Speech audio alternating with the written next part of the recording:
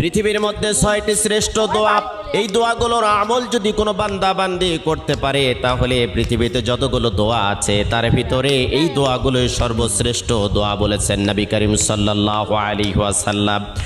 কোনো বান্দা বান্দি যদি যতই বিপদে থাক, কষ্টে থাক, দুর্ভিক্ষে থাক, উৎকণ্ঠার মধ্যে থাক না কেন, সকাল থেকে সন্ধ্যা পর্যন্ত যদি কোনো বান্দা বান্দি দরুদ শরীফের আমল করতে পারে, রাতের বেলা যদি দরুদ শরীফের আমল করতে পারে, হাজারো অশান্তির দাবানল থেকে আল্লাহ রাব্বুল আলামিন শান্তি দান করবেন।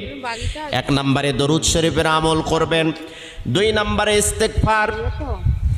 আপনার মুখটা এমন হয়ে যাবে আল্লাহ রাব্বুল আলামিনের কাছে দোয়া করার সাথে সাথে আপনার দোয়াটা কবুল হয়ে যাবে। সব সময়ের জন্য পড়বেন আস্তাগফিরুল্লাহ আল্লাযী লা ইলাহা ইল্লা হুয়াল হাইয়ুল কাইয়্যুম ওয়া আতুবু ইলাইহি।